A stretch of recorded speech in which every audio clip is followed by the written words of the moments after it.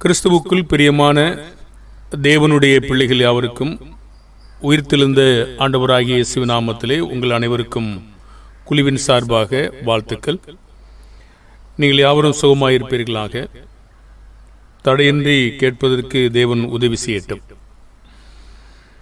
இன்று காலை பொழுதிலே நாம் வெளிப்படுத்தல் 11ஆம் அதிகாரத்தின் முன்னுரையாக படிக்க இருக்கிறோம். வெளிப்படுத்தல் 11ஆம் அதிகாரமானது கைக்கோளுக்கு ஒப்பான ஒரு அளவுகோல் யோவானிடத்தில் கொடுக்கப்பட்டதிலிருந்து தொடங்குகிறது.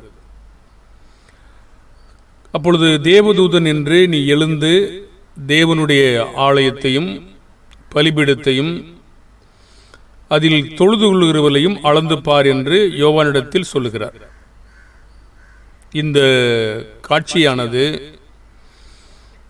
எசேக்கியேல் 40ஆம் அதிகாரத்திலிருந்து 48 அதிகாரங்களில் ஒரு தரிசனத்தில் எசேக்கியேல் தீர்க்கதரிசி இவ்விதமாக ஒரு காட்சியை கண்டார்.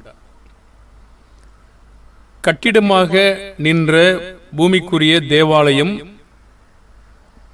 இந்த புத்தகம் எழுதப்படுவதற்கு மிகவும் முன்பாகவே, அதாவது கிபி 70 அளிக்கப்பட்டபடியினால் அது யோவான் நிச்சயமாக அளந்திருக்க முடியாது. மாறாக யோவான் புதிய ஏற்பாட்டில் தேவனுடைய ஆலயமாகிய இன்றைக்கு நம்ம 1 கொரிந்தியர் 3ஆம் அதிகாரம் 16-17 எபேசியர் 2ஆம் அதிகாரம் 20-22 கர்த்தருடைய ஆலயம், நாம் தான் அந்த ஆலயம், சபை என்று சொல்லப்படுகிறது. 1 பேதுரு 2:4-5 கூட கர்த்தருடைய ஆலயமாகிய சபையை அவர் அளப்பார். எசேக்கியேல் புத்தகத்தில் உள்ள தரிசனத்தில் எசேக்கியேல் தேவாலயத்தை அளந்த நிகழ்ச்சியானது எப்படி பழைய ஏற்பாட்டு இஸ்ரவேலர்கள் தேவனுக்கு உண்மையுள்ளவர்களாகவும் தங்கள் மத்தியில் வாசம் பண்ணுகிற தேவன் பரிசுத்தமாய் இருப்பது போல தாங்களும் பரிசுத்தமாய் இருக்க வேண்டும் என்றும் உற்சாகப்படுத்தும்படியாகவும் ஊக்கப்படுத்தப்படும்படியாகவும் எழுதப்பட்டதோ, அது எசேக்கியேல் 43:7-12 நம்ம வாசிக்க முடியும். பாடம் படிக்கும்போது கொஞ்சம் பார்ப்போம் அதை விரிவா. அதுபோல சபையாகிய ஆலயத்தை யோவான் அளப்பது இன்றைக்கு தேவனுடைய ஆவிக்குரிய இஸ்ரவேலர்களாகிய கிறிஸ்தவர்களுக்கு மிகுந்த ஊக்கத்தையும் உற்சாகத்தையும், நாம் இன்னும் பலங்கொண்டு திடமனதாக இருக்கவும் அது நம்மை உற்சாகப்படுத்தும். ரோமர் 2:28-29 படிப்போம் என்றால், பூமிக்குரிய ஒரு விருத்தசேதனம் பண்ணப்பட்ட ஒரு யூதனை காட்டிலும் ஆவிக்குரிய விருத்தசேதனம் பண்ணப்பட்ட ஒரு யூதனை தேவன் புகழுகிறார். கலாத்தியர் 6:16 கூட வாசிக்கிறோம். இந்த கருத்தானது தேவன் நீதியையும் துன்மார்க்கத்தையும் வகைப்படுத்தி பிரித்து பார்த்து அளக்கிறார் என்று நம்ம அர்த்தம் கொள்ள கூடும். 1 சாமுவேல் 8ஆம் அதிகாரம் 1-2 கூட இது மாதிரி ஒரு கருத்தை நம்ம பார்க்க முடியும். அதை அளந்ததை அவர் பாதுகாக்கவும் செய்கிறார். சகரியா 2:1-5 கூட இது மாதிரி ஒரு கருத்தை நம்ம பார்க்க முடியும். இந்த அதிகாரத்தினுடைய செய்தி என்னவென்றால், நித்திய ஜீவனை சுதந்தரிக்கும் என்பதுதான். ஆனால் ஆராதிக்கிறவர்களாகிய நாம அளக்கப்பட்டு உண்மையுள்ளவர்களாக கண்டுபிடிக்கப்படுவோம். நிச்சயமாகவே நம்முடைய ஆராதனை, நாம் தேவனுக்காக ஏறெடுக்கிற பலிகள், நாம் தேவனுக்காக செய்கிற செயல்கள், ஒவ்வொரு நாளும் தேவனுடைய நாம் ஆவிக்குரிய சுபாவங்கள், இதெல்லாம் நிச்சயமாக அளக்கப்படும். நாம் அப்பொழுது உண்மையுள்ளவங்களா என்று கண்டுபிடிக்கவும் படும். அளவு என்பது கண்டுபிடிக்கப்படுகிற ஒரு காரியமா இருக்கிறது. தராசு என்பது நிறுக்கப்பட்டு சரிபார்க்கப்படுகிறது. தூளாக்கோல் அல்லது இந்த கொத்தனார் வைத்திருக்கிறது போல ஒரு கருவியானது சமநிலை, நேர்நிலை, அதை பார்க்கப்படுகிறது. இன்னும் ஒன்று தண்ணி வச்சிருக்கு இல்லையா, அது ஒன்று சமம் பார்க்கப்படுது. இப்படிதான் நிறைய காரியங்கள் வேதாகமத்தில் இருக்கிறத நாம பார்க்க முடியும்.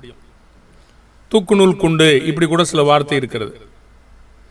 2ஆம் வசனத்தில் ஆலயத்திற்கு புறம்பே இருக்கிற பிரகாரம் புறஜாதிக்கு கொடுக்கப்பட்டபடியினால் அதை அளவாமல் புறம்பாக்கி போடுன்றார். நாம தான் இன்றைக்கு புதிய ஆலயம் சொன்னா, ஆவிக்குரிய ஆலயம்னா புறஜாதிகளாம் ஒன்றை இணைக்கப்பட்டிருக்கிறோமே, அப்ப எதுவும் அது பேசுறதுக்கான வாய்ப்பு இருக்கு. புறம்பாக்கி போடு சொல்றார். பரிசுத்த நகரத்தை அவர்கள் 42 மாதம் அளவும் மிதிப்பார்கள் என்று யோவான் சொல்லுகிறார். பழைய ஏற்பாட்டிலே புறஜாதிகள் சரீரப்பிரகாரமான தேவாலயத்தின் உள்ளே உள்பிரகாரத்தில் அனுமதிக்கப்படவில்லை. அதுபோலவே ஆவிக்குரிய புறஜாதிகளும் எபேசியர் 4ஆம் அதிகாரம் 18-20 வரைக்கும், 1 பேதுரு 2:13, 3 யோவான் 7ஆம் வசனத்திலே சபையிலே சேர்க்கப்படுவதற்கு முன்பாக அவன் மனம் திரும்பி இருக்க வேண்டும் என்று சொல்லப்பட்டிருக்கிறபடியால் நிச்சயமாக அவன் ஆவிக்குரிய ஆலயத்தில் இருக்க முடியாது, உள்ள வர முடியாது, புறம்பே தான் இருக்க முடியும். அப்போஸ்தலர் 2:38, 41, 47 பார்க்க முடியும் அந்த வார்த்தைகளை. நம்ம பாடம் படிக்கும்போது அதெல்லாம் படிப்போம். ஆனால் இந்த புறஜாதிகள் சபையை கண்டிப்பாக துன்பப்படுத்துவார்கள். வெளிப்படுத்தின விசேஷம் பார்க்கிற பிரகாரமாக பரிசுத்த நகரத்தை அவர்கள் 42 மாதம் அளவும் மிதிப்பார்கள் என்று 11ஆம் அதிகாரம் 2ஆம் வசனம் சொல்லுகிறது. இந்த புத்தகம் எழுதப்படும் போது ரோமர்களால் எருசலேம் அழிக்கப்பட்டாயிற்று. ஆகையால் இது ஒரு ஆவிக்குரிய பரிசுத்த நகரமாகிய சபையைத்தான் குறிக்கிறது என்பது வெளிப்படையா இருக்கிறது. எபிரேயர் 12:22-23. ஆகவே புறஜாதிகள் சபையை 42 மாதம் அளவும் மிதிப்பார்கள். 42 மாத கால அளவானது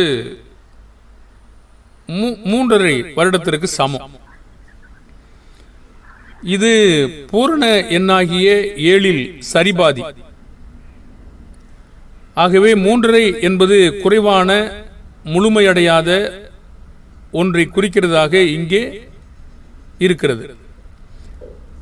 இது புறஜாதிகள் சபையை மிதிப்பார்கள், ஆனாலும் அந்த துன்புறுத்தல் முழுமை அடையாது என்பதை காட்டுகிறது. சபையை புறஜாதிகள் அழிக்க முடியாது, ரோமர்களாலும் அழிக்க முடியாது, அது நித்தியமானது. ஆனால் நிச்சயமாகவே துன்புறுத்தல் இருந்தது என்பது வெளிப்படையா நமக்கு இருக்கிறது. சபைக்கு எதிரான துன்புறுத்தல் தற்காலிகமானதாக இருக்கும், அது சபையை அழிப்பதில்லை. நம்ம தானியேல் புஸ்தகம் படிக்கும்போது நிறைய ராஜாக்களை நம்ம பார்க்குறோம். கலிகுல்லா, வெஸ்பேசியன், இப்படி நிறைய 10 ராஜாக்களை சில பார்க்குறோம். தேவனுக்கு சமமா தங்களை உயர்த்தினதையும் பார்க்குறோம். அவங்களெல்லாம் சபையை துன்புறுத்துவதற்கு நிறைய வேலைகளை செஞ்சாங்க. அவங்கெல்லாம் புறஜாதிகள். ஆனால் சபையை அவர்களால் அழிக்க முடியாது. அவர்களே உள்ள வரக்கூடிய வேலையை தான் தேவன் செஞ்சார். சபையானது நித்தியமானது. தானியேல் 2:44 நமது எல்லாருக்கும் அது தெரியும். மத்தேயு 16:18 கூட புறஜாதிகளின் எல்லா துன்புறுத்தல்களையும் மீறி முடிவிலே வெற்றி காணும் என்பது ஒரு அருமையான இந்த புஸ்தகத்தில் செய்தி. ரோம அரசாங்கத்தையே ரோம அதிகாரிகளே சபையானது மேற்கொண்டது. பாருங்கள், பட்டயமோ யுத்தங்களோ இல்லாமல் அன்பி நிமித்தமாக அவர்களும் சபைக்குள் வரும்படியாக சபையானது அவர்களை அழித்து விட்டது. அந்த அளவிற்கு ஒரு பலமான நித்தியமான காரியமாய் அன்பு இருக்கிறது. வசனம் 3-6 வரைக்கும் தேவனுடைய 2 சாட்சிகள் வேலையை விவரிக்கிறது. இந்த சாட்சிகளை குறித்து நாமகரண கூட்டத்தில் பொதுவா அதிகமான காரியம் இருக்கிறது. பாருங்கள், நம்ம வேத வசனங்களை பேசுவதற்கும் விளக்க உரை எழுதுவதற்கும் வித்தியாசம் இருக்கு. வேத வசனம் என்றால் வேத வசனம் மட்டும்தான் சொல்லணும். விளக்க உரை என்பது என்னுடைய கருத்துக்களையும் மற்ற கருத்துக்களையும் சார்ந்து பேசுவது. பொதுவாக நம்ம சரித்திர பின்னணி எடுப்பது சில நேரங்களில் அவசியமாக இருக்கிறது. ஆனால் வேத வசனங்களுக்கு விளக்கம் சொல்லுவது ஒருவனாலும் கூடாது. விளக்கம் சொல்லுவதை ஒருவரும் அனுமதிக்கவும் கூடாது. அதுக்கு பேர் தான் விளக்க உரை. சரித்திரங்களும் சரித்திர சான்றுகளும் வெளியிலிருந்து கொண்டு வந்து சில காரியங்களை சொல்லுகிறோம். ஆனால் வேத வாக்கியங்களுக்கு நாம் விளக்க உரை சொல்லும் பொழுது தவறு செய்கிறோம். இந்த சாட்சிகளை குறித்து நிறைய கருத்துக்கள் நாமகரண கூட்டத்தில் இருக்கிறது. அதெல்லாம் நம்ம பார்க்க மாட்டோம். நிச்சயமா 2 சாட்சிகளின் வேலையை விவரிக்கிறது. தேவன் அவர்களுக்கு அதிகாரம் கொடுப்பார். அவர்கள் 1260 நாளளவும் தீர்க்க தரிசனம் சொல்லுவாங்க. 11:3 இதுவும் 42 மாதங்கள் அல்லது 3.5 வருடம் சமம். ஆகவே இந்த 2 சாட்சிகளும் புறஜாதிகள் சபையை மிதிக்கும் அந்த கால அளவுக்கு தீர்க்க தரிசனம் சொல்லுவார்கள். இது தேவனுடைய வார்த்தைகளின் மத்தியிலும் பரவும் என்பதை இதிலிருந்து நாம் உணரும் போது நமக்கு மிகுந்த ஊக்கத்தையும் உற்சாகத்தையும் கண்டிப்பாக கொடுக்கும். இந்த 2 சாட்சிகள் 11:4 பூலோகத்தின் ஆண்டவருக்கு முன்பாக நிற்கிற 2 ஒலிவு மரங்களும் 2 விளக்குத்தண்டுகளும் இவர்களே என்று கூறுவது எதற்கு ஒத்திருக்கிறது என்றால் சகரியா 4ஆம் அதிகாரத்தில் உள்ளது போல இருக்கிறது. சகரியா 4ஆம் அதிகாரத்தில் உள்ள 2 ஒலிவு மரங்களும் தேவாலயம் திரும்ப கட்டுவதோடு சம்பந்தப்பட்டிருக்கிறது. சகரியா 4:9. வெளிப்படுத்தல் 11ஆம் அதிகாரத்தில் உள்ள இந்த 2 சாட்சிகளும் கர்த்தருக்கு முன்பாக நிற்கிற 2 ஒலிவு மரங்கள் என்று அழைக்கப்படுகிறது.